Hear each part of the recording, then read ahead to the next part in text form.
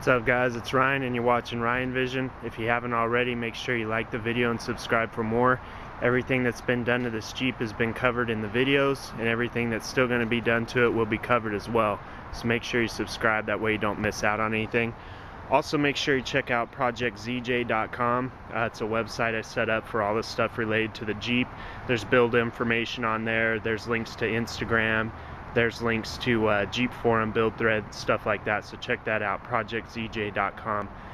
Today I'm over at Mitch's house and Nate's over here, and what we're going to do is finish up the rock slider project. Right now you're looking at the driver's side, which is a done deal. What we did was completely cut off the damaged rocker panels. If you've been following the videos, you know they were badly damaged after a couple Rubicon trips. So those have been completely removed and replaced with 2x6 steel custom rock sliders. We boxed in the ends here, and everything underneath has been removed. There's normally like a box bracket here that's been removed, and also toward the front there's another box bracket that's been removed, and all of this you can tell has been painted black. The uniframe and all this undercoating has been painted black, and you can see that the slider is almost perfectly flush with the floor pan there. And you know, a lot of people run 4x4 sliders because what they're trying to do is make it more even with the uniframe. But in my experience, especially on the Rubicon, I'm never hitting the frame really. I'm never hitting this stuff. Even when my rocker panels were smashed all the way up flat, basically flush with the floor plan anyways, or excuse me, the floor pan. So I don't see any problem with having these things flush either. It gives me about 2 inches more ground clearance, and typically, you know, I have pretty good control over where the rocks are going to hit, if they will hit. So you know, this shouldn't be a problem. If I come down on a rock on these, should slide right over it, maybe put a small dent in the rock slider. We did test these out. Typically what you'll see is people will run really big supports to the uniframe, and I get why they're doing that, but we've tested this out. It's welded in the front.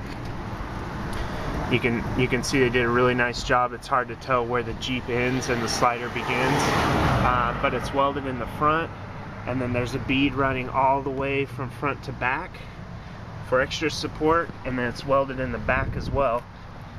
And we tested it with the high lift jack, lifted the entire weight of the vehicle with the high lift, no problems, no creaking, no movement, flex, anything like that on the welds themselves or the slider, so that's cool. And then Mitch did the same setup on that blue right-hand drive XJ you guys always see on the channel, wheeling with me.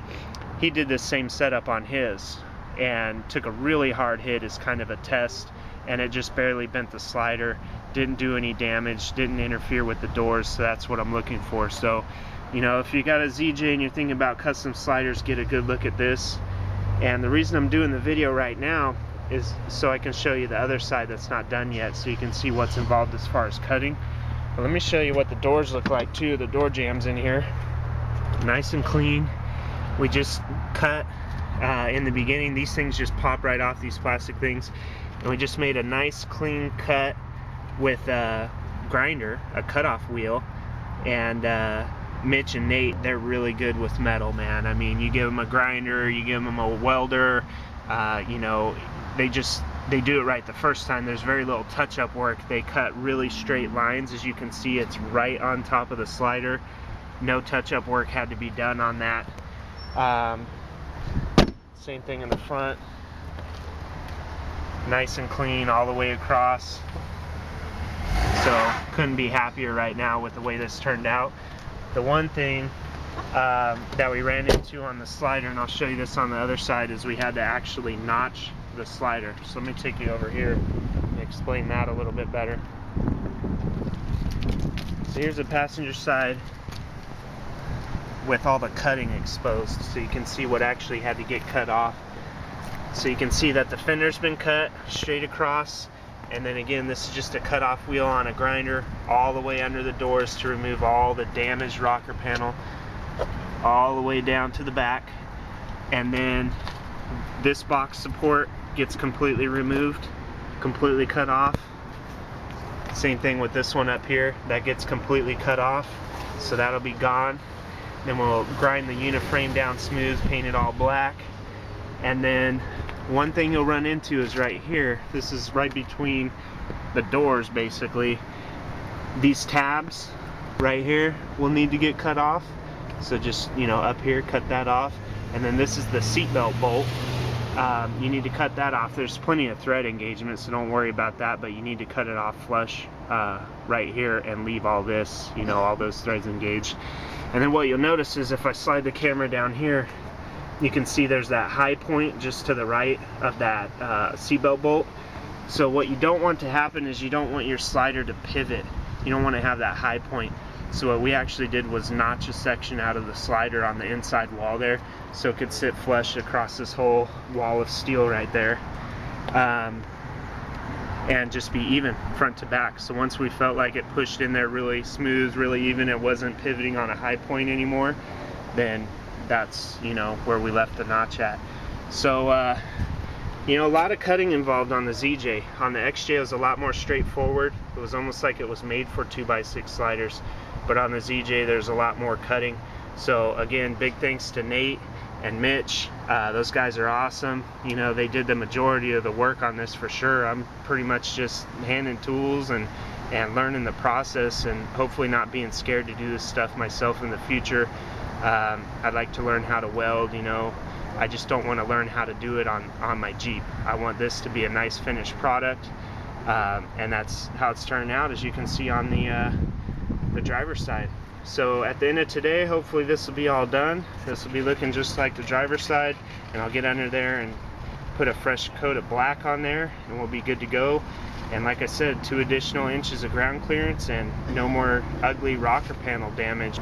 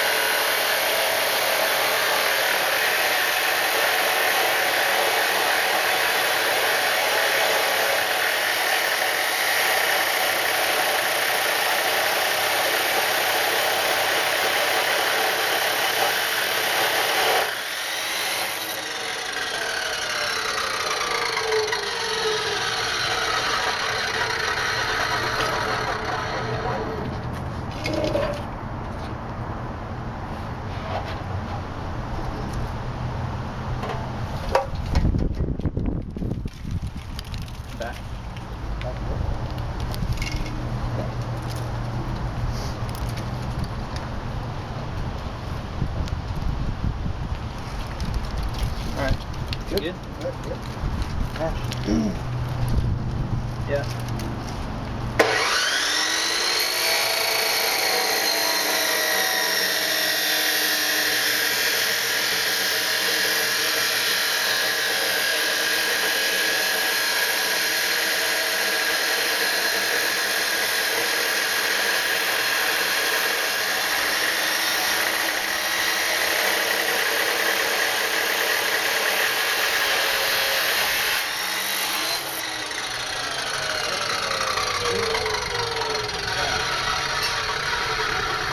Perfect on both sides of that one, man. Nice. Oh, you want to get torch made in there? Torch wire.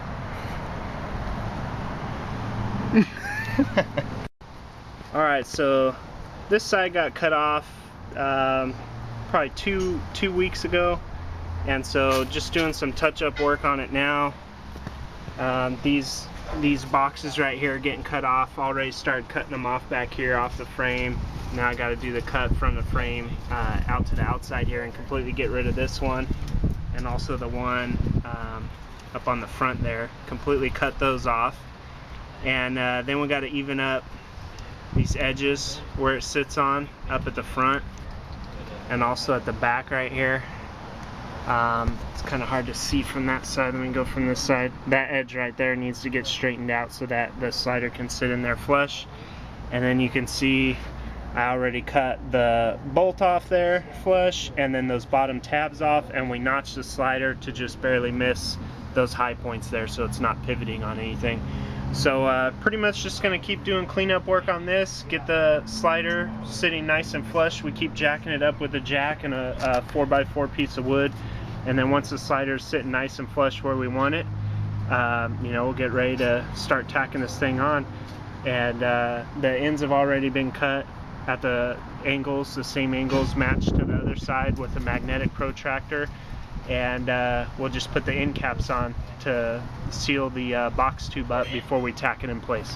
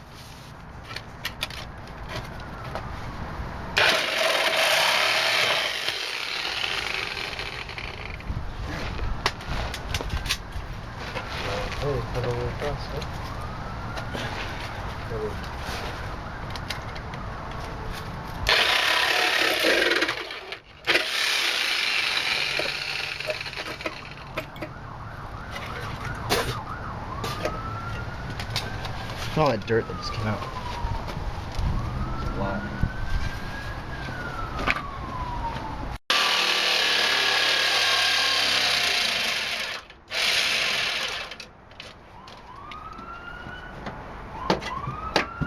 Pretty nice. Alright, so we've cut these boxes out, and you know, nothing super surgical, just get them off and then grind them down, and those are all going to get painted black, and they'll be mostly hidden by the slider. Same thing up here in the front. This one's a little more involved though, because you want to be careful how you're cutting this. This is seen, you know, from the front wheel well. This is seen pretty good, so you want to take some time and do that right. So the whole goal is just to get everything cleared out up on top there and against the frame, so that the slider will sit flush against the frame all the way back, not pivot on any high points, and then you just get the slider jacked back up in place until it's perfect. If it's not perfect, keep trimming a little bit here and there, grind a little here and there until it's perfect, then tack it in place and start doing the welds. So it's going pretty good on this side, just like the other side. It's going a little faster on this side because we know what we're doing. The other side we had to do a lot more, bringing the slider down, back up, down, back up, you know, doing mock-up on where to notch and things like that. So on this side, since we've already done the other one, we kind of know what to do ahead of time. So it's looking good. It's time to start getting the caps welded onto the slider. We've already got the angles cut, and then we'll get it up for a final mock-up and tack it in place and start welding. And then it'll just be a matter of getting all the paint done on the bottom side, which only takes a couple minutes.